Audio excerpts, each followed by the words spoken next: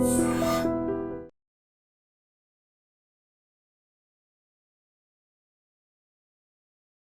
Gold trusted gold buyers మీరు తాకట్టు పెట్టిన బంగారాన్ని విడిపించి ఈ రోజు ఉన్న మార్కెట్ ధరకు కొనబడను. Welcome to I dream. నా పేరు లుంబిని. యుఎస్ ఇరాన్ ఈ వార్ క్రైసిస్ లో ఉన్నాగానే ఇప్పుడు మెక్కా జాయింట్ డిఫెన్స్ అగ్రిమెంట్ అని చెప్పేసి Saudi Arabia, Turkey and also Pakistan ఒక ప్యాక్ట్ సైన్ చేశారనమాట. అంటే ఒక నేషన్ మీద మాకు ఫైరింగ్ జరిగినా, అటాక్ జరిగినా మిగతా 3 నేషన్స్ మీద జరిగినట్టుగా మేము పరిగణిస్తాము అని చెప్పేసి. బట్ నిజంగానే ఈ పేపర్ మీద సైన్ చేసిన ప్యాక్ట్ వల్ల ఫర్దర్ గా ఎలాంటి కాన్సిక్వెన్సెస్ ఉంటాయి, నిజంగానే ఇది సెక్యూరిటీ తీసుకొస్తుంది అన్న విషయం అయితే డెఫినెట్లీ డిస్కస్ చేయాల్సిన మ్యాటర్. సో దీని గురించి క్లియర్ గా డిస్కస్ చేద్దాం. ఈ రోజు మనతో జాయిన్ అవుతారు ప్రముఖ జియోపొలిటికల్ అనలిస్ట్ గిరిధర్ మామిడి సార్ మనతో పాటు. Let's talk to him. Hello sir, నమస్తే. నమస్తే అమ్మా లుంబిని, మీకు మీ ప్రేక్షకులందరికీ నా నమస్కారాలమ్మా. Right sir. సార్ నిజంగానే ఈ వార్ క్రైసిస్ అనేది ఒక వైపుగా నడుస్తూనే ఉంది. యుఎస్ కానీ ఇరాన్ కానీ ఎక్కడ కూడా డిప్లొమాటిక్ టైస్ వర్కౌట్ అవ్వట్లేదు, మిలిటరీ యాక్షన్ కూడా ఎక్కడ వర్కౌట్ అవ్వట్లేదు. అండ్ యుఎస్ దగ్గర చూస్తుంటే మ్యూనిషన్ డెఫిషియన్సీ అనేది క్లియర్ గా కనిపిస్తుంది మనకి. బట్ అది ఆఫ్ కోర్స్ యుఎస్ కానీ ట్రంప్ కానీ దాన్ని అంగీకరించట్లేదు. అండ్ ఒక వైపుగా ఇరాన్ ఎంత సంక్షోభంలో ఉన్నా కూడా ఇంకా శాంక్షన్స్ కూడా తట్టుకునేంత స్థితిలో మేము ఉన్నాము, కానీ మేము మాత్రం తరగే పరిస్థితులే కనిపించట్లేదు అని చెప్పేసి అంటుంటే, ఇక్కడ ఒక నాటో తరహాలోనే ఇంకొక డిఫెన్స్ గా వీళ్ళు ఒక ట్రయోన్ అయితే తీసుకొచ్చారు. ఇప్పుడైతే Saudi Arabia, Turkey and also Pakistan and రేపు పొద్దున ఈజిప్ట్ కూడా దీంట్లో పాల్పంచుకునే అవకాశాలు అయితే కనిపిస్తున్నాయి. బట్ నిజంగానే ఈ పేపర్ మీద సైన్ చేసిన ప్యాక్ట్ ఏదైతే ఉందో దాని వల్ల వీళ్ళకి డిఫెన్స్ నిజంగానే వస్తుందంటారా? ఇది $1 మిలియన్ క్వశ్చన్ అమ్మా. ఈ సమాధానం బహుశా వాళ్ళకు కూడా తెలియకపోవచ్చు. ఎందుకంటే 2-3 అంశాలు ఉన్నాయి దీంట్లో. ఎవరి ఇంట్రెస్ట్ల కోసం వాళ్ళు చేరారు. పాకిస్తాన్ ఎందుకు చేరింది? పాకిస్తాన్కి 2 ఇంట్రెస్ట్ ఉన్నాయి. ఒకటి, వాళ్ళకి పైసలు కావాలి. సో ఇక్కడికి ఏదో కమిట్ చేసాము, మేము మీకు న్యూక్లియర్ ఇచ్చాము, మేము మిజైల్ షీట్లు ఇచ్చాము, మా సైన్యాన్ని పంపించాము, మా ఎయిర్ ఫోర్స్ పంపించాము, మీకు ట్రైనింగ్ ఇచ్చాము, మా దగ్గర ఉన్నటువంటి డిఫెన్స్ ప్రొడక్షన్ అస్త్రాలు మీకు ఇచ్చాము, ఏదో చెప్తారు. దానికోసం మాకు పైసలు కావాలి. So money first important factor, money. 2, భారతదేశం మీద వాళ్ళకి రైవల్. సో మన మీద వాళ్ళు యుద్ధం చేయాలి కాబట్టి, వాళ్ళకి ఆల్టర్నేట్ లేదు కాబట్టి ఇట్లాంటి కూటమిలో వాళ్ళు పెడతారు. దానివల్ల వాళ్ళకి ఏదో లాభం వస్తుంది ఆశ. సో ఇది 2 అంశాలు పాకిస్తాన్కి చాలా కీలకంగా, అంతర్గతంగా చాలా ఇంటర్నల్లీ చాలా స్ట్రైక్స్ ఉన్నాయి వాళ్ళకు. బలూచిస్తాన్ కొలాప్స్ అవుతోంది. ఇన్ఫాక్ట్ ఈ రోజు August 11th Balochistan independence declare చేసుకున్నారు వాళ్ళు. అలాగే మనకు ఖైబర్ పఖ్తూన్ఖ్వాలో వీళ్ళ ఆర్మీ కానీ ఎవరు క్యాంప్స్ నుంచి బయటకు వచ్చే పరిస్థితి లేదు. అక్కడ కూడా వాళ్ళు చాలా పెద్ద మోతాదున దాడులు అవుతున్నాయి. అలాగే POJKలో చూస్తున్నాం పరిస్థితి ఏంటో మనకు. అలాగే వాళ్ళ ఎకానమీ కంప్లీట్ గా కుదేలింది. చాలా కష్టాల్లో ఉంది పాకిస్తాన్. కాబట్టి భారతదేశం యుద్ధం చేయక తప్పదు. యుద్ధం చేస్తే వీళ్ళందరూ కలిసి వస్తారన్నది వాళ్ళ ఆశ. సరే, టర్కీ ఆల్రెడీ ఆపరేషన్ సింధూర్ లో పాకిస్తాన్ తో సహా యుద్ధం చేసింది మనతోటి. ఇన్ఫాక్ట్ టర్కీ ఆపరేటర్స్ పాకిస్తాన్ లో కూర్చొని వాళ్ళ డ్రోన్స్ ఆపరేట్ చేశారు. మనం నూర్ ఖాన్ ఎయిర్ బేస్, ఇతరత్ర రహీం ఏఆర్ ఖాన్ అక్కడ కొట్టినప్పుడు టర్కీ సైనికులు కూడా చనిపోయారు. టర్కీ దాన్ని ఓపెన్ గా చెప్పలేదు, కానీ వాళ్ళు కూడా చనిపోయారు. సో ఆల్రెడీ టర్కీ వాళ్ళు సాయం చేసింది. కానీ ఏమైందో మనం అమెరికా వాళ్ళని రక్షించలేనటువంటి పరిస్థితుల్లో రక్షించట్లేదు. ఉన్నటువంటి ఇంటర్సెప్టర్స్ ఏవైతున్నాయో అవన్నీ కూడా ఇజ్రాయెల్ ఇస్తోంది, లేదా వాళ్ళ సొంత సైన్యము, వాళ్ళ షిప్పులు, అమెరికన్ ఎస్టాబ్లిష్మెంట్స్ వాటి కోసం చూస్తోంది. అమెరికన్ ఎస్టాబ్లిష్మెంట్స్ అన్ని ధ్వంసం చేసింది. మనకు ఇరాన్ లో, ఖతార్ లో కావచ్చు, బహ్రెయిన్ లో కావచ్చు, కువైత్ లో కావచ్చు, జార్డన్ లో కావచ్చు, UAE కావచ్చు, including Saudi Arabia. Air bases, naval bases, army bases ఏవైతే మనకు అమెరికా ఉండినాయో అవన్నీ కూడాను అటాక్ చేసి డెమాలిష్ చేసింది, డిస్ట్రాయ్ చేసింది మనకి ఇరాన్. దాంతో ఈ రోజు అమెరికా వాళ్ళని సమర్థించడానికి, వాళ్ళని రక్షించడానికి వస్తుంది అని వాళ్ళకి నమ్మకం లేదు. ఒకవేళ చెప్పినా కానీ, వీళ్ళకి అనవసరంగా పైసలు ఇచ్చినా కానీ కూడా మన రక్షణ వీళ్ళు చెయ్యరు అని అర్థమైపోయింది. కీలకంగా సౌదీ అరేబియాకి భయం ఎప్పుడు పుడుతుందంటే, కొన్ని నెలల క్రితం, అంటే ఈ ఇరాన్ యుద్ధం స్టార్ట్ అవ్వక ముందర హమాస్ ఆపరేటర్స్ కొంతమంది ఖతార్కి వెళ్ళారు. ఖతార్ లో ఈ కోసం ఇజ్రాయెల్ తోటి చర్చించడానికి ఖతార్ మధ్యవర్తిత్వంగా పెట్టి వాళ్ళు అక్కడికి చర్చించడానికి వెళ్ళారు. వెళ్తే ఇజ్రాయెల్ వాళ్ళని ఖతార్ లో కొట్టి చంపి. ఖతార్ US బేసెస్ ఉన్నాయి అక్కడ, US అలై. US ఏమో ఖతార్ మీద ఏదైనా దాడి జరిగితే వాళ్ళని ప్రొటెక్ట్ చేస్తాను అని చెప్పినటువంటి ఒప్పందం వాళ్ళిద్దరి మధ్యలో ఉంది. అయినా కానీ ఇజ్రాయెల్ వాళ్ళు అక్కడ కొడితే అమెరికా ఏమీ చేయదు. కాబట్టి సౌదీ అరేబియాకి ఏమి అర్థమైందంటే, రేపటి రోజు ఇజ్రాయెల్ మా మీద దాడి చేసి ఏదైనా కొడితే కనుక అమెరికా మమ్మల్ని రక్షించదు అని వాళ్ళకి అర్థమైపోయింది. ఎలాగైతే ఖమేనీని వీళ్ళు చంపేశారు, మొత్తం ఇరానియన్ లీడర్షిప్ ని డీకాపిటేట్ చేశారు ఇజ్రాయెల్ అమెరికా ఇద్దరు కలిసి, అలా రేపటి రోజు ఇజ్రాయెల్ డిసైడ్ చేసిందంటే ఈ యొక్క సౌద్ ఫ్యామిలీని మొత్తం చంపేయచ్చు. మొహమ్మద్ బిన్ సల్మాన్ ని, కింగ్ సల్మాన్ ని, వీళ్ళందరినీ కూడా చంపేసే పరిస్థితి రావచ్చు. తెలియదు. ఆ భయం వాళ్ళలో సౌదీ అరేబియాలో వేరే విషయం, కానీ వాళ్ళు భయం పడుతుంది. రేపటి రోజు అదే దాడి మనం మీద చేస్తే అమెరికా మనం సమర్థించడానికి రాదు, కాబట్టి అమెరికాని నమ్మలేము, వేరే ఇతరత్ర కుంపట్లు పెట్టుకోవాలి అన్నది సౌదీ అరేబియా. సో రెండు అంశాలు వాళ్ళకి, ఇజ్రాయెల్ థ్రెట్ ఒకటి, ఇరాన్ థ్రెట్ ఒకటి, హౌతీల థ్రెట్ ఒకటి. హౌతీలు వచ్చేసి మనకు అక్కడ బబల్ మండప్ నుంచి ఆ స్టేట్ నుంచి వెళ్లేటువంటి షిప్పులు, సౌదీ అరేబియా షిప్లన్నీ వాళ్ళు ఆపేస్తున్నారు, దాడులు చేస్తున్నారు. కాబట్టి దాని నుంచి కూడా రక్షణ కావాలి. కాబట్టి ఈ కూటమి వస్తే కనుక పాకిస్తాన్ సైన్యము, తర్వాత మనకు టర్కీ డ్రోన్స్ ఇవన్నీ వచ్చి నన్ను కాపాడతాయి. వాళ్ళ equation Saudi Arabia equation. Turkey equation ఏంటి? టర్కీ ఈ యొక్క అబ్రహామిక్ అకార్డ్స్ కి ఆల్టర్నేట్ తీసుకురావాలి, అది ఖలీఫత్ నేను మళ్ళీ ఖలీఫ్ అవ్వాలి అన్నటువంటి ఆశ రెసెప్ సున్నీ కూటమి కూడా తయారు చేయాలి, షియాలకు వ్యతిరేకంగా, యహూదీలకు వ్యతిరేకంగా చెప్పేసి ఆలోచన. ప్లస్ దాంట్లో ఏంటంటే కనుక కీలకంగా ఇరాన్ అంటే తప్పకుండా ఇరాన్ అంటే పెద్ద ప్రేమేం లేదు, ఎందుకంటే ఇరాన్ షియా కాబట్టి వాళ్ళ మీద కూడా ఆధిపత్యం సాధించాలి అంటే ఆలోచన ఎర్డోగాన్లో ఉన్నది. కానీ అంతకంటే పెద్ద విషయం ఏంటంటే రేపు ఇరాన్ కనుక సర్వనాశనం అయిందంటే కనుక ఇజ్రాయెల్ నెక్స్ట్ టర్కీ మీద పడుతుంది అని భయం పడుతుంది ఎర్డోగాన్. ఎందుకంటే ఈ రోజు ఎన్నికలు అవుతున్నాయి, అక్టోబర్ ఎన్నికలు. ఎన్నికల కంటే ముందరే కాబోయేటువంటి ప్రధానమంత్రి నఫ్తాలి బెనెట్, అంటే బెంజమిన్ నెతన్యాహు ఓడిపోతే Naftali Bennett prime minister అవబోతున్నాడు.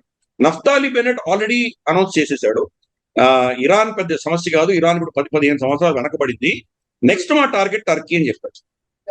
Israel ఎలా ఉంటుందంటే వాళ్ళు 10-20 సంవత్సరాలు ప్లానింగ్ చేసి కొడతారు. ఫర్ ఇన్స్టెన్స్ సద్దాం హుసేన్ కొట్టారు, సద్దాం హుసేన్ కొట్టడానికి వాళ్ళ దగ్గర శక్తి సరిపోలేకపోయేసరికి అమెరికాను వాడుకున్నారు. ఇప్పుడు ఎలాగైతే డొనాల్డ్ ట్రంప్ ని వాడుకుని ఇరాన్ మీద యుద్ధం చేశారో అప్పుడు కూడా అమెరికాను వాడుకున్నారు. అది కూడా అమెరికా యుద్ధం కానీ కాదు, ఇజ్రాయెల్ యుద్ధం. కానీ అమెరికాను దాంట్లోకి లాగారు. ఏమని చెప్పారు? ఏదో వెపన్స్ ఆఫ్ మాస్ డిస్ట్రక్షన్ అన్నారు, ఇంకేదో అన్నారు, చదవడం ఏదో అన్నారు.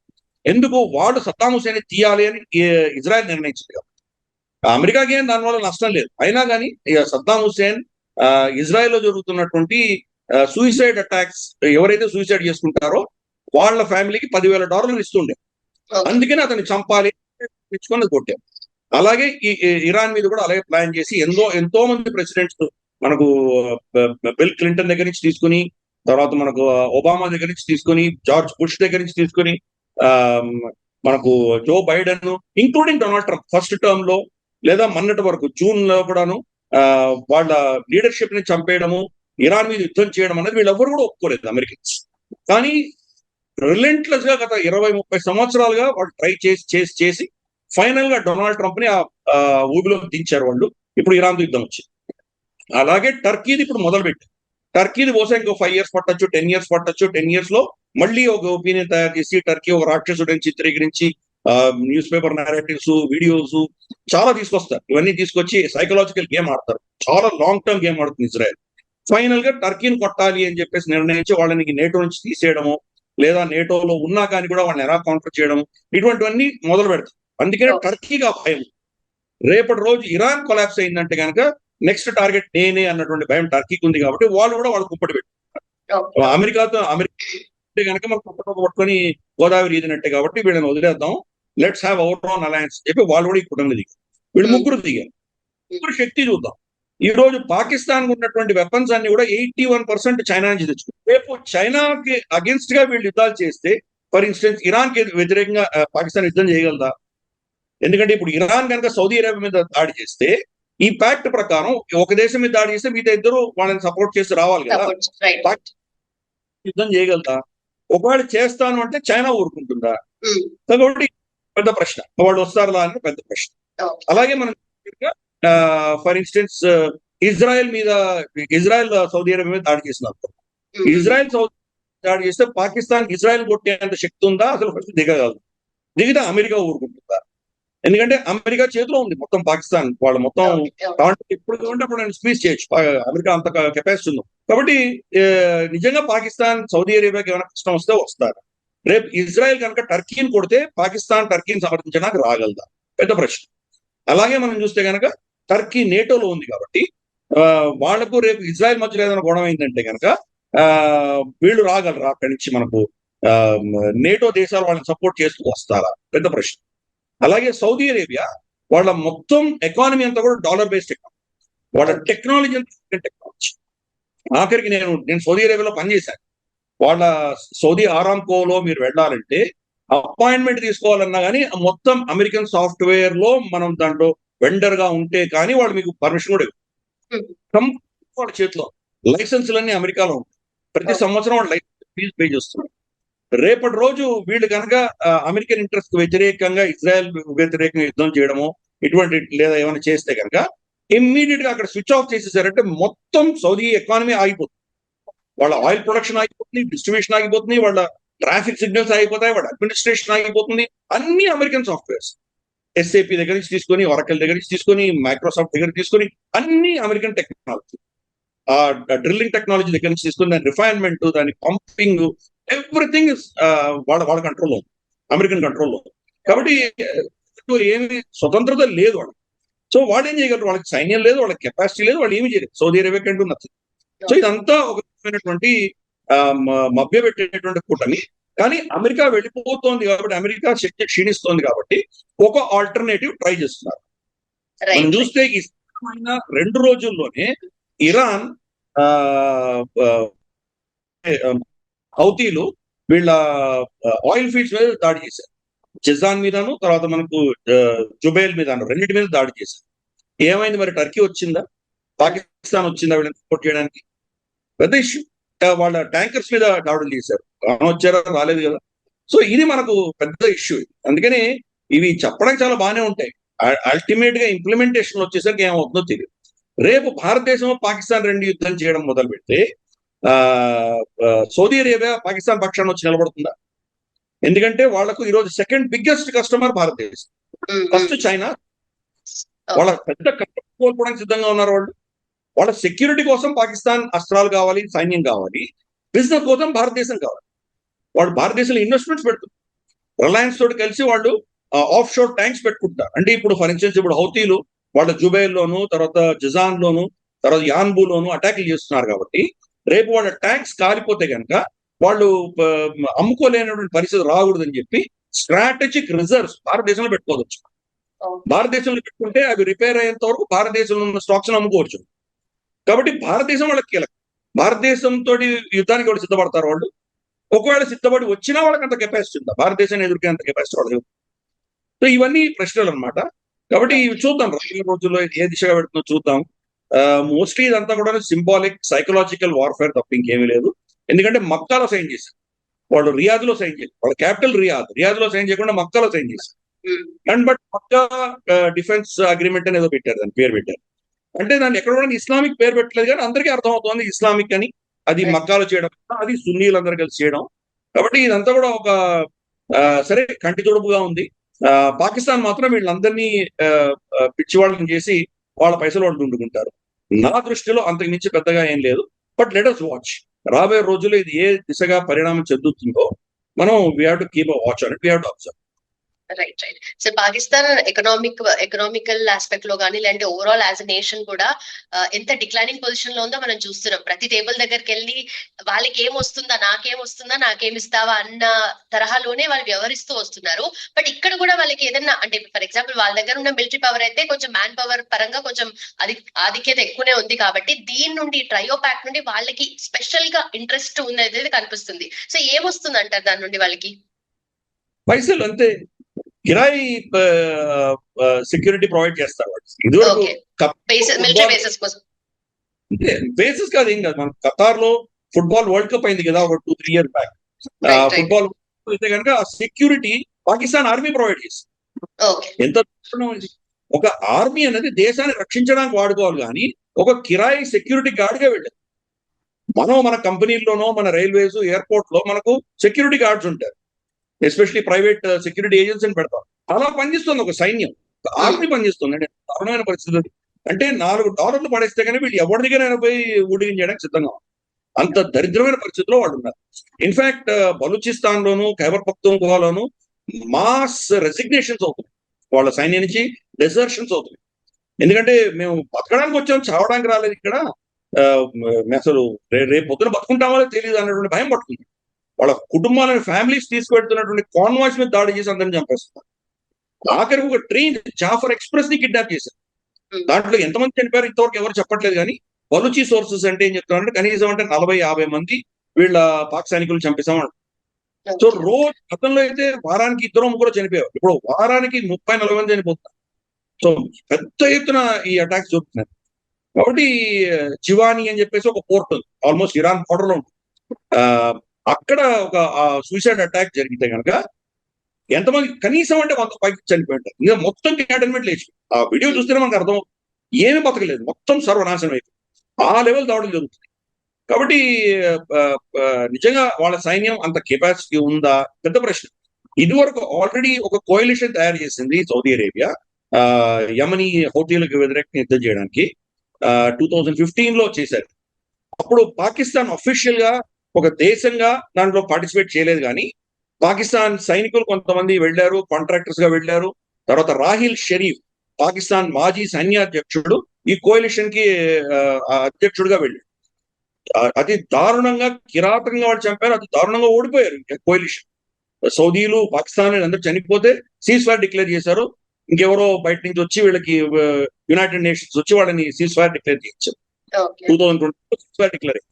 కాబట్టి నిజంగా వీళ్ళకి ఎవరికైనా శక్తి ఉందా అంటే పెద్ద ప్రశ్న. వీళ్ళ ఎక్విప్మెంట్స్, సౌదీ ఎక్విప్మెంట్ అంతా అమెరికన్ ఎక్విప్మెంట్, తర్వాత చైనీస్ ఎక్విప్మెంట్ పాకిస్తాన్ దగ్గర ఉంది, టర్కీదేమో నేటో ఎక్విప్మెంట్. నేటో ఎందుకు పర్మిట్ చేస్తుంది ఈ యుద్ధాలని? పర్మిట్ చేయరు వాళ్ళు. కాబట్టి ఇవన్నీ కూడా ఏంటంటే ఇవన్నీ చెప్పడానికి బాగానే ఉన్నాయి. మళ్ళీ వీళ్ళు కొట్టుకు చూస్తున్నారు. లిబియాలో చూస్తే 2 ఫ్యాక్షన్స్ ఉన్నాయి. లిబియా 2 ముక్కలు అయిపోయింది. ఒక ముక్క లిబియాలో వచ్చేసి సౌదీ అరేబియా సపోర్ట్ చేస్తుంటే, ఇంకో ముక్క లిబియాలో టర్కీ సపోర్ట్ చేస్తుంది. అక్కడ వాళ్ళిద్దరు రైవలరీ ఉంది వాళ్ళకి. సో ఇది ముందు జరిగే పనే కాదు. అందుకని it's big major issue. Iran Pakistan మధ్యలో బార్డర్ ఉంది కాబట్టి, ఆల్మోస్ట్ 900 కిలోమీటర్స్ బార్డర్ ఉంది కాబట్టి ఇరాన్ తోటి వైరం పెట్టుకోలేదు. ఇప్పుడు సౌదీ అరేబియా వైరం పెట్టుకొని యుద్ధం చేస్తే మరి వీళ్ళ ఇంట్రెస్ట్ ఇద్దరు క్లాష్ అవ్వవు అక్కడ. సో ఇవన్నీ కూడా ఏంటంటే కాంట్రడిక్టరీ సిచ్యువేషన్స్ అక్కడ ఉన్నాయి. కాబట్టి వీళ్ళకి ఒక్కరికి స్వతంత్రం లేదు. వీళ్ళందరూ కూడాను they are all dependent on somebody. కాబట్టి చూద్దాం, విల్ వాచ్. అంటే దాన్ని డిస్మిస్ కూడా మనం కంప్లీట్ గా చేయడానికి వీల్లేదు. ఇటువంటి గతంలో చాలా పెట్టారు, సేటో, సెంటో ఇటువంటివేవో పెట్టారు గతంలో కూటమిలే. ఇన్ఫాక్ట్ దాంట్లో అమెరికా కూడా ఉండేది 1950s, 60s లోనే పెట్టారు. ఏమయ్యా అన్ని ఫ్లాప్ అయినాయి కదా, ఏమీ లేవు కదా. గమాల్ అబ్దుల్ నాసర్ అని చెప్పేసి ఈజిప్షియన్ మాజీ రాష్ట్రపతి, అతన్ని ఎవడో అడిగారు, మొత్తం 53-54 ముస్లిం దేశాలు ఉన్నాయి కదా, మీరందరూ ఒక యూనియన్ లాగా, కూటమి లాగా వచ్చి ఒక నేటో సైన్యం లాంటిది మీరు తయారు చేయొచ్చు కదా అని చెప్తే ఆయన నవ్వి ఏమన్నాడంటే 53 × 0 = 0. వీళ్ళందరూ కలిసినా కానీ ప్రాక్టికల్. ఎందుకంటే వాళ్ళకే ఉన్నాయి తగాదాలు. కంప్లీట్ ఇస్లామిక్ వరల్డ్ లోనే ఇదంతా సున్నీల మధ్యలో గొడవలు ఉన్నాయి, షియాల మధ్యలో గొడవలు ఉన్నాయి. ఇప్పుడు Azerbaijan is a Shia, Iran is a Shia. కానీ అజర్బైజాన్ ని సపోర్ట్ చేస్తోంది ఇజ్రాయెల్, సపోర్ట్ చేస్తుంది. అండ్ ఇజ్రాయెల్ ఇరాన్ కి పడదు. అర్మేనియా క్రిస్టియన్ దేశము, అర్మేనియాకి అజర్బైజాన్ మధ్యలో గొడవలు జరుగుతున్నాయి. అంటే ఒక షియా దేశం, క్రిస్టియన్ దేశం మధ్యలో గొడవలు జరుగుతున్నాయి. ఒక షియా ఇరాన్, ఒక క్రిస్టియన్ దేశం అర్మేనియాని సపోర్ట్ చేస్తోంది, అజర్బైజాన్ వ్యతిరేకంగా సపోర్ట్ చేస్తుంది. ఒక క్రిస్టియన్ దేశాన్ని జూయిష్ స్టేట్ ఆఫ్ ఇజ్రాయెల్ సమర్థించట్లేదు. ఒక హిందూ స్టేట్ భారతదేశం అర్మేనియాని సపోర్ట్ చేస్తుంది. Kind of complications. ఇంత కాంప్లికేషన్స్ లో ఇలా కూటమిలు ఏం పని చేస్తాయి అని పెద్ద ప్రశ్ననే. కాంప్లికేషన్స్ లో కూడా ఇంత డైవర్సిటీగా అనిపిస్తుంది. Right sir. And also Turkey చూస్తుంటే మనకు నాటోలో కూడా వన్ ఆఫ్ ద మెంబర్స్ కాబట్టి, సో దాంట్లో కూడా లార్జెస్ట్ మెంబర్ గా ఉంది మిలిటరీ పరంగా చూసుకున్నా కూడా. ఇప్పుడు దానికి ఈ ప్యాక్ లో ఉన్న దానికి ఏమన్నా కాన్సిక్వెన్సెస్ ఫేస్ చేయాల్సి ఉంటుందా సార్ టర్కీ ఏమైనా? చూద్దాం. అంటే ప్యాక్ట్ లో ఉన్నంత మాత్రం ఈ ప్యాక్ట్ వల్ల ఇంకెవరికైనా కనుక నేటోలో ఉన్న వాళ్ళకో ఇంకెవరికైనా ఇబ్బంది కలిగితే కనుక అప్పుడు వాళ్ళు ఎలా ప్రవర్తిస్తారని చూడాలి. It's big question. ఈ ప్యాక్ట్ ఉంది కాబట్టి సైప్రస్ మీదనో లేకపోతే మనకు గ్రీస్ మీదనో వీళ్ళు ఏదైనా కొన్ని చర్యలు చేస్తే కనుక, ఫర్ ఇన్స్టెన్స్ గ్రీస్ తోటి టర్కీ మధ్య చాలా గొడవలు ఉంది. ఎస్పెషలీ మెడిటరేనియన్ సీలో కొంత ఏరియా మాదని వీళ్ళంటే కాదు, మాదని వాళ్ళంటే అక్కడ ఆయిల్ ఎక్స్ప్లోరేషన్, అక్కడ ఫ్రీడమ్ ఆఫ్ నావిగేషన్, ఇద్దరు ఆల్మోస్ట్ చాలా ఘర్షణ వాతావరణం ఉంది. దాంట్లో టర్కీ ఏమైనా మేజర్ స్టెప్ తీసుకొని పాకిస్తాన్, సౌదీ అరేబియా సపోర్ట్ కోసం వెయిట్ చేశారంటే మరి అప్పుడు యూరోపియన్ దేశాలన్నీ ఏం చేస్తాయి? గ్రీస్ పక్షాన్ని నిలబడాల్సి వస్తుంది. మరి నేటోలోనే మరి ఇటువంటి చీలికలు వస్తే ఏమవుతాయి? సో అన్ని హైపోథెటికల్ సిచ్యుయేషన్స్ అవి. రిసెప్ తయ్యబ్ ఎర్డోగాన్ తను ఖలీఫ్ అవ్వాలని తన వ్యక్తిగతమైన మహత్వాకాంక్ష ఉన్నా కానీ కూడా వాళ్ళ ఎకానమీ బాగా దెబ్బతింది. ఈ రోజు ఈ సార్ట్ ఆఫ్ గ్రే లిస్ట్ లో ఉంది. పాకిస్తాన్ బయటకు వచ్చేసింది కానీ టర్కీ ఉంది కదా. సో వాళ్ళ ఇన్ఫ్లేషన్ పెరిగిపోయింది, వాళ్ళ సమస్య. Yes, they are good power house, military power house, military base చాలా బాగుంది వాళ్ళ దగ్గర, వాళ్ళ ప్రొడక్షన్ చాలా బాగుంది, నేను కాదనట్లేదు. నేటో గ్రేడ్ వెపన్స్ ఉన్నాయి వాళ్ళ దగ్గర, నేటో మెంబర్ కాబట్టి వాళ్ళకి నేటో సపోర్ట్ కూడా ఉంది, ఇవన్నీ ఉన్నాయి. కానీ బట్ నేటో చార్ట్ భిన్నంగా వీళ్ళు ప్రవర్తిస్తే వీళ్ళని వాళ్ళు ఊరుకుంటారా? ఫర్ ఇన్స్టెన్స్ రష్యా నుంచి S-400 కొనుక్కున్నారు, అది నేటో ఎక్విప్మెంట్ కాదు. S-400 నేటో ఎక్విప్మెంట్ తో మాట్లాడిందంటే కనుక నేటో సీక్రెట్స్ అన్ని రష్యాకి తెలిసిపోతాయి. అందుకని టర్కీ శాంక్షన్ విధించింది అమెరికా. సో కాబట్టి ఇదంతా ఏంటంటే కనుక ఏదో అంటారు, ఫ్రెండ్ కాదు, ఫో కాదు, శత్రువు కాదు, ఫ్రెనిమీ అంటారు. రెండు ఎనిమి, రెండు కలిపితే ఫ్రెనిమీ. ఇట్లాంటి వాళ్ళ రిలేషన్షిప్స్ కాబట్టి చూద్దాం how they play their cards, ఎప్పుడు ఎలా ప్లే చేస్తారో. For instance Donald Trump Iran కి సంబంధించి అన్ని తప్పు కార్డ్స్ ప్లే చేశారు. దాంతో ఈ రోజు ఎటువంటి పరిస్థితి ఉందో చూస్తున్నాం. అదే కరెక్ట్ కార్డ్స్ ప్లే చేస్తుంటే వేరేలాగా ఉండిండొచ్చు, మనకు తెలియదు. సో ప్రస్తుతానికి టర్కీ ఏం గేమ్స్ ఆడుతుందో చూద్దాం.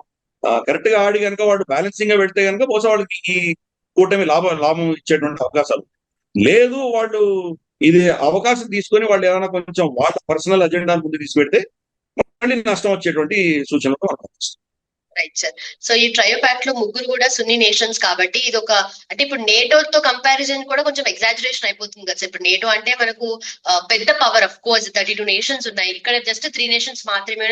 దట్టు వాళ్ళలో వాళ్ళకి చీలికలు ఉన్నాయి, వాళ్ళలో వాళ్ళకి ఇంటర్నల్ డిస్టర్బెన్సెస్ కనిపిస్తున్నాయి కాబట్టి సో నేటోతో కంపారిజన్ అనేది ఎగ్జాజరేషన్ అవుతుంది కదా డెఫినెట్లీ. తప్పకుండా నేటోలో వాళ్ళకి ఇండస్ట్రియల్ బేస్ ఉంది, వాళ్ళకి చిన్న పవర్స్ అయినా కానీ కూడా వాళ్ళకి హిస్టరీ ఉంది. For instance second world war, first world war ఇట్లా చేశారు. మిలిటరీ ఇండస్ట్రియల్ ప్రొడక్షన్ కెపాసిటీ ఉంది వాళ్ళకి. వీళ్ళకే ఉంది, ఎస్పెషల్లీ సౌదీ అరేబియాకి జీరో ఇండస్ట్రియల్ కెపాసిటీ.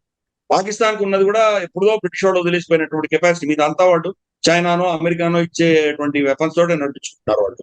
ఒక టర్కీకే ఉంది కెపాసిటీ. బట్ అది నిజంగా లాంగ్ సస్టైన్డ్ వార్ ని వాడు ఫీడ్ చేయగలిగినంత కెపాసిటీ వాళ్ళకు ఉందా అంటే అగైన్ ఇట్స్ డిబేటబుల్ పాయింట్ అది. చూద్దాం. బట్ నేటోకు ఉన్నటువంటి శక్తి, వీళ్ళు ఇంకొక 5-6 మంది వచ్చి మేజర్ శక్తులు వచ్చి దీంట్లో చేరి ప్లస్ దానికి అమెరికా వెనక నుంచి స్పాన్సర్ చేస్తేనే దీనికి ఏమైనా ఎఫెక్ట్ ఉంటుంది. అమెరికా చైనా స్పాన్సర్ చేయనంత వరకు వీళ్ళు ఏం కూడా పెట్టుకున్నా కానీ దానికి ఏం ఎఫెక్ట్ ఉండదు. వాళ్ళు ఏం చేయదలుచుకున్నా కానీ కూడా ఎక్కడో వీళ్ళు వాళ్ళకి they can create a hurdle. దానికి ఒక విధమైనటువంటి వాళ్ళ దగ్గర కిల్ స్విచ్ అని ఉంటుంది అమెరికాలో. అది కిల్ స్విచ్ యూజ్ చేశారంటే వీళ్ళు ఏం చేయలేరు. But let us see, wheel keep watch on this. రాబోయే రోజులు ఏమవుతుందో, ఈ కూటమి నిజంగా బలపడుతుందా లేదా యాజ్ ఎక్స్పెక్టెడ్ ఇది మళ్ళీ ఒక పేపర్ టైగర్ గానే ఉండిపోతుందా? We have to watch. Right sir. And also finally talking about US and Iran conflict ఏదైతే ఉందో దాంట్లో కూడా ఇప్పుడు ట్రంప్ మిలిటరీ యాక్షన్ వర్కౌట్ అవ్వట్లేదు, డిప్లొమాటిక్ టైస్ వర్కౌట్ అవ్వట్లేదు, శాంక్షన్స్ కూడా మళ్ళీ అని చెప్పేసి అనౌన్స్ చేస్తున్నాడు. సో ఆల్రెడీ ఇరాన్ డెకేడ్స్ నుండి శాంక్షన్స్ లోనే కూరుకుపోయింది. ఇప్పుడు మళ్ళీ ఇంకొక శాంక్షన్ అన్నా కూడా ఇదొకటి మాకేమి ఇంకా ఎఫెక్ట్ చేసేంతగా లేదు అన్నట్టుగా కూడా ఇరాన్ కనిపిస్తుంది. సో నెక్స్ట్ స్టెప్ నిజంగానే ఈ శాంక్షన్స్ వల్ల ఇరాన్ ఎఫెక్ట్ అవుతుంది అంటారా, లేదంటే యుఎస్ ఇంకేదన్నా కొత్త స్ట్రాటజీ ఉంది? ఎందుకంటే మ్యూనిషన్ అనేది డెఫినెట్లీ వాళ్ళ దగ్గర కొరత ఉన్నట్టుగా కనిపిస్తుంది కాబట్టి ఇలాంటి చర్యలకు పాల్పడుతుంది అన్నట్టుగా కూడా వినిపిస్తుంది. 47 years నుంచి శాంక్షన్స్ ఉన్నాయమ్మా, ఏం అవ్వలేదు. ఈ రోజు ఏమవుతుంది సడన్ గా? అలాగే ఇక్కడ ఎవరెవరి మీద శాంక్షన్స్ వేశారో వాళ్ళందరూ కూడా they found out alternatives. North Korea మీద శాంక్షన్స్ వేశారు, ఏమైంది? వాళ్ళు న్యూక్లియర్ పవర్ అయిపోయారు. భారతదేశం మీద శాంక్షన్స్ వేశారు, మన న్యూక్లియర్ టెస్ట్ చేసినప్పుడు. అలాగే క్రయోజెనిక్ ఇంజన్ మన టెక్నాలజీ డినై చేశారు, ఏమైంది? We are world's 3rd or 4th most powerful industrial complex. Defence లో మన దగ్గర హైపర్సోనిక్ మిసైల్స్ ఉన్నాయి. ఈవెన్ అమెరికా టెస్ట్ మన దగ్గర హైపర్సోనిక్ మిసైల్స్ వచ్చేసినాయి. ఈ రోజు మోస్ట్ లీథల్ సూపర్సోనిక్ మిసైల్ ప్రపంచంలోనే ఉన్నది BrahMos. So we have gone somewhere else, right? So అలాగే రష్యా మీద వెళ్ళింది, శాంక్షన్స్ చేశారు. ఏమైంది? ఈరోజు Russian economy is better than American economy.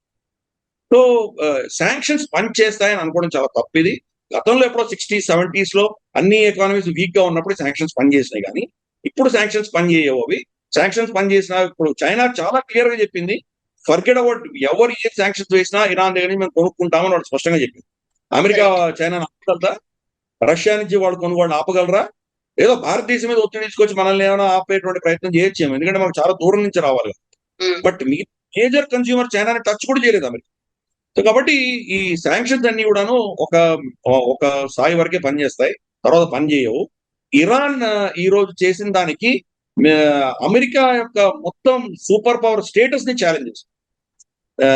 సరే శాంక్షన్స్ వేస్తే వేసావు, ఈ స్ట్రేట్ ఆఫ్ హార్మోజ్ ని ఓపెన్ చేయనంత వరకు డొనాల్డ్ ట్రంప్ ని కానీ అమెరికాని కానీ అక్కడ ఎవరు నమ్మరు, వాళ్ళ మీద గౌరవం లేదు. అది ఓపెన్ చేయాలంటే సరెండర్ అవ్వాలి, దానికి సిద్ధంగా ఉంటాడు. అతను అహంకారం ముందరకు వస్తోంది, డొనాల్డ్ ట్రంప్ అహంకారం ముందరకు వస్తుంది. ఏం చేయగలడు? ఆప్షన్స్ లేవు. మనకు వస్తున్నటువంటి కాన్ఫిడెన్షియల్ రిపోర్ట్స్ ఏం చెప్తున్నారంటే ప్రైవేట్ గా వాళ్ళ కమాండర్స్ తోటి వాళ్ళ టీం తోటి చెప్పినట్టున్నాడు, మనం ఓడిపోయాము, we have lost this war, find an exit route, దీన్ని ఎలా ఇక్కడి నుంచి మనం వెళ్ళిపోవాలి అన్నది ప్లాన్ చేయండి అని వాళ్ళు చెప్పినట్టు మనకు తెలుస్తోంది. ఆ ఎగ్జిట్ రూట్ ఇరాన్ ఇవ్వట్లేదు. గతంలో 14 పాయింట్ MOU ఏదైతే సైన్ చేశారో, వాళ్ళు ఇస్లామాబాద్ డిక్లరేషన్ సైన్ చేశారో, అది ఆగస్ట్ 16th కి ఎండ్ అవుతుంది అఫీషియల్ గా, టెక్నికల్ గా. ఆగస్ట్ అది ఉన్నంత వరకు ఇజ్రాయెల్ మీద దాడి చేయలేదు ఇరాన్. ఇప్పుడు ఆ 16th అయిపోయిన తర్వాత ఇజ్రాయెల్ మీద దాడి చేసినా ఆశ్చర్యపడక్కర్లేదు. సెకండ్, వాళ్ళు అప్పుడున్న 14 పాయింట్ ఫార్ములాను పక్కన పెట్టి కొత్త కోరికలు తీసుకొస్తారు. దాంట్లో ఉన్న అంశాలే ముందర ఇవి చేస్తే గానీ మేము చర్చల్లో కూడా రామని చెప్తారు. ఫస్ట్ శాంక్షన్స్ ఎత్తేయండి, బ్లాకేడ్ ఎత్తేయండి, మా ఫండ్స్ అన్ని రిలీజ్ చేయండి, మాకు $300 బిలియన్ రిపాట్రియేషన్ ఇవ్వండి, మాకు నష్టపరిహారం చెల్లించండి, కాంపన్సేషన్ ఇవ్వండి, ఇవన్నీ పెట్టారు. ఈ కండిషన్స్ పెడితే డొనాల్డ్ ట్రంప్ ఏమంటున్నాడు? తను కూడా ఇంకా ఇంత ఇన్సల్ట్ అయిపోతున్నాడు కాబట్టి ఉల్టా ఏమంటున్నాడు? 47 ఏళ్ళుగా మీరు ఎంతమంది చంపారో వాళ్ళ కాంపన్సేషన్ మాకు పే చేయండి అని మొదలు. సో ఇట్లా ఇంత కాంట్రడిక్టరీ పర్స్పెక్టివ్స్ తో మీరు అక్కడ వెళ్తే కనుక దీనికి సమస్యకు పరిష్కారం రాదు కదా. స్ట్రేట్ ఆఫ్ హార్మోజ్ బ్లాక్ అయ్యి మనకు బబల్ మండప్ కూడా క్లోజ్ అయితే పరిస్థితి ఏమవుతుంది? More than 35%, 25 to 30% of global energy supplies అన్ని ఆగిపోతాయి. ఆగిపోతే ప్రపంచం ఆగదు కదా, ప్రపంచం ఆల్టర్నేట్స్ చూసుకుంటారు. ప్రపంచం ఆల్టర్నేట్ చూసుకుంటేసరికి మరి అమెరికా అవసరం వెళ్ళి ఉండదు. ఈ కూటమి కూడా, ఈ సున్నీ కూటమి రావడానికి కూడా కారణం అది. అమెరికాని తీసేసిన తర్వాత ప్రత్యామ్నాయం చూసుకుంటారు. యూరోప్ లో కూడా చర్చ జరుగుతోంది. నేటోలో అసలు అమెరికాని పక్కన పెట్టి వేరే కూటమి మనం తయారు చేయాలా, నేటోని అలాగే ఉంచేసి యూరోపియన్ ఆర్మీ ఒకటి తయారు చేసుకోవాలా, మనం ఏం చేయాలి? వాళ్ళు తయారు చేస్తారు. జపాన్ వాళ్ళ బడ్జెట్ ని 300 times పెంచారు. వాళ్ళు 1% ఆఫ్ ద జీడీపీ ఉండేది, ఇప్పుడు 3% ఆఫ్ ద జీడీపీ తీసుకెళ్తున్నారు. వాళ్ళు డైరెక్ట్ గా భారతదేశంతో చర్చిస్తున్నారు. సనాయ్ తకాషి భారతదేశంకి వచ్చి, అలాగే క్వాడ్ లో అమెరికాని పక్కన పెట్టి మిగతా 3 దేశాలు మాట్లాడుకుంటుంది, ఆస్ట్రేలియా, మనకు జపాన్, భారతదేశం. సో అందుకని ఇప్పుడు అమెరికా లేని ప్రపంచము, అమెరికా మీద ఆధారం పడనటువంటి ప్రపంచము, వాళ్ళ మీద డిపెండ్ అవ్వనటువంటి ప్రపంచం కోసం అందరూ ట్రై చేస్తారు. వాళ్ళకి ఇంకా ఆల్టర్నేటివ్, బికాజ్ ఇప్పటికి కూడా America is super power, primordial power. 750 bases ఉన్నాయి వాళ్ళకి వరల్డ్ వైడ్. వాళ్ళకు ఉన్నటువంటి టెక్నాలజీ, వాళ్ళకు ఉన్నటువంటి కెపాసిటీ మాసివ్. కాబట్టి వాళ్ళని రీప్లేస్ చేసే శక్తి ఈ రోజు లేదు. చైనా దగ్గర కూడా కెపాసిటీ. కానీ కూటములు వస్తే కనుక బహుశా దాన్ని ఇంపాక్ట్ ని మనం తక్కువ చేయొచ్చు అన్న దిశగా అందరూ ప్రయత్నం చేస్తున్నారు. సో అమెరికా క్షీణించే కొద్దీ ఆల్టర్నేట్స్ ఎమర్జ్ అవుతాయి. కొన్ని సక్సెస్ అవుతాయి, కొన్ని ఫెయిల్ అవుతాయి. అల్టిమేట్ గా వాక్యూమ్ ఎప్పుడు ఉండదు, ఎవరో వచ్చి ఫిల్ చేస్తారు. ఎనర్జీలో కూడా ఈ 30-35% ఎనర్జీ తగ్గిపోతే ఆల్టర్నేట్స్ వస్తాయి, ఇంకెక్కడి నుంచో వస్తాయి. మనం ఖతార్ నుంచి 85% గ్యాస్ తెచ్చుకునేవాళ్ళు. ఎప్పుడైతే మనకు స్ట్రేట్ ఆఫ్ హార్మోజ్ మూతపడిందో ఒక్క గ్యాస్ సిలిండర్ కూడా రావట్లేదు అక్కడి నుంచి అని చెప్పి మన ఇంట్లో మనం వంటలు ఆపేస్తున్నాం.